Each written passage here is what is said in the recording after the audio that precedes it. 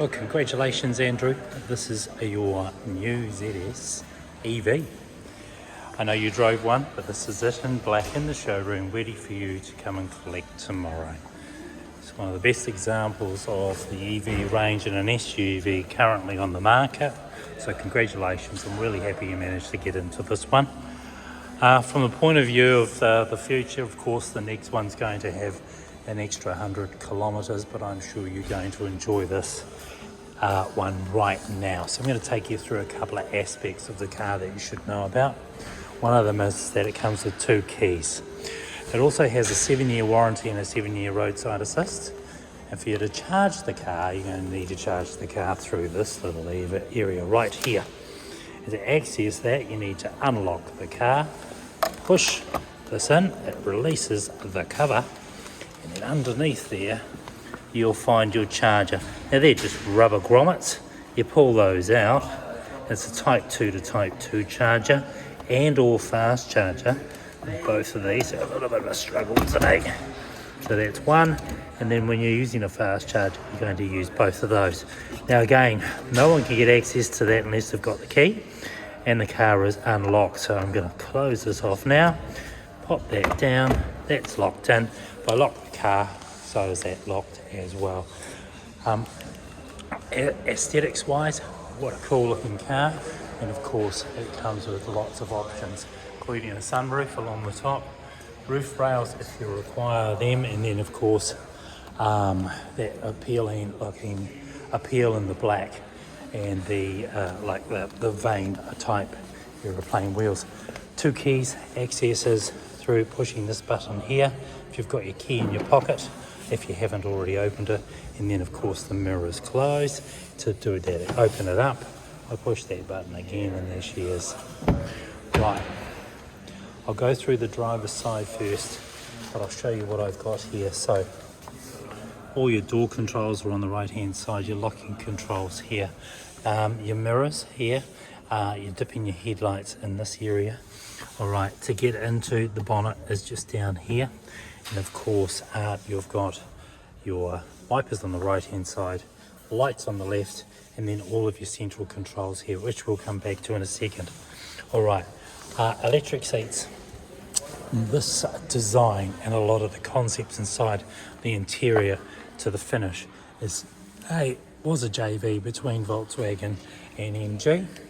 That continues through in its styling, and then of course as you go through the car you start to see a few other things that look familiar. For me, some of this is all sort of Audi based. There is a little charger inside here, peel that off. Back seats, they fold down by pulling this little hook right here, pull that up and that'll fold through. Oh, by the way, please accept a gift from us, Tristram. This is from us to you. There'll be a few accessories in there which will be complimentary to the car. Well, as we keep going back round, there is no fuel catch. There is only the rear, and then inside the rear we've got space here for ample space actually for little bits and pieces on the right hand side and the left hand side. As I showed you before at the showroom, the floor pan does fold down, gives you more depth and more litrage, and of course if you fold the seats forward you can get access to even more room. Now whilst we're in here, there's your home charger.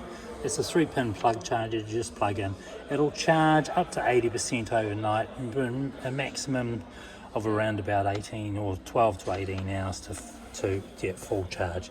You will be able to charge at different locations. As I said, I do a range of switch taxis, which is corporate cabs, in this particular car.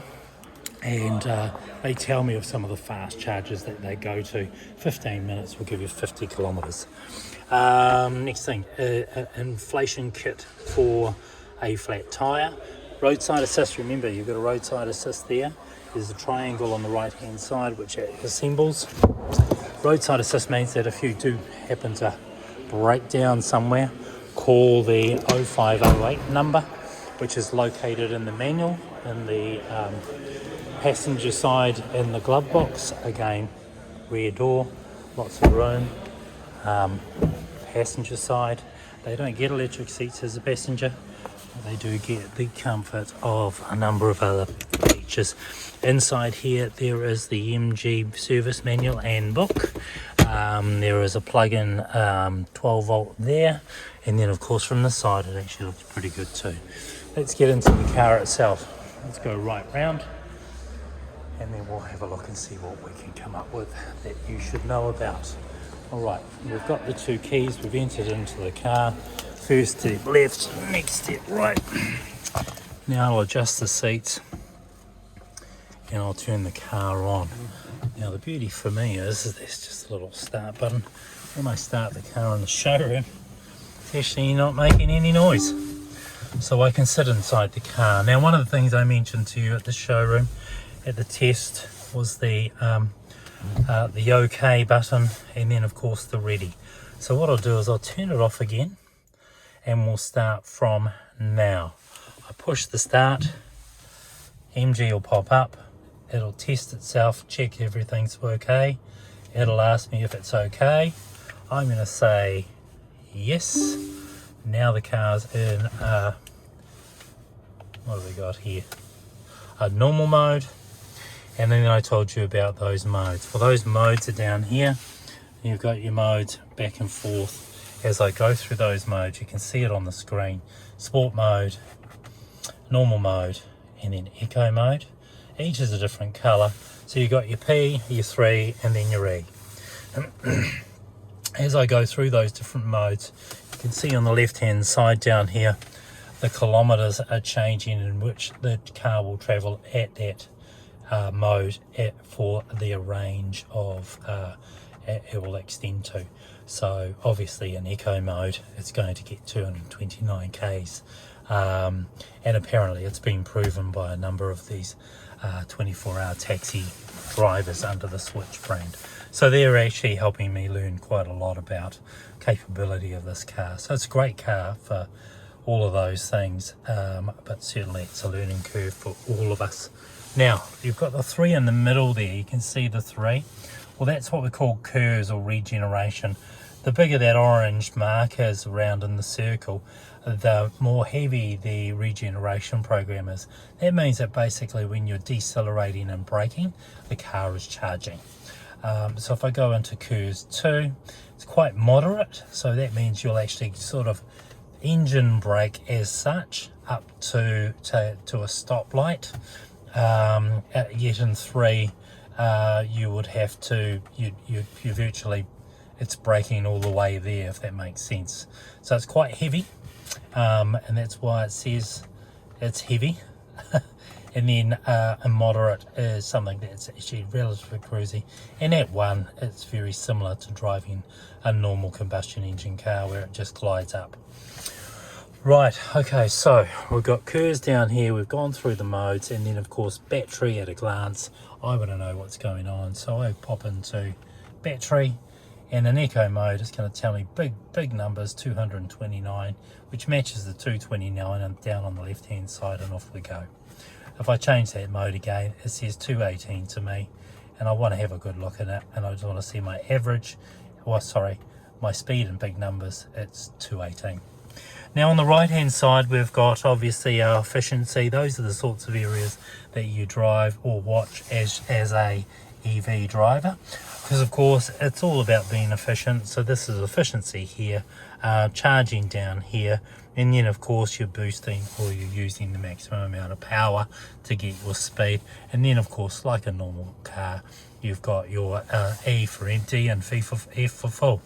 The other battery down here on the left hand side, that actually is operating everything else, such as lights, and that's also being charged through the bigger battery. So it's important to look after that battery, because that helps operate things like your stereo, your lights, and some other things as well. The heater and air conditioning controls, they're semi-operated by that small battery, but mainly the bigger battery kicks in and starts to help that out. Right, down into here. So you drove the car the other day. P went into park and stopped the car and put it into the handbrake on. D for drive. Obviously R for reverse. So now I've put it into reverse. I'm going to see that camera go, okay, I've got something behind me. And then of course, because I'm not even on anymore, I'm going to have to turn the car on and off.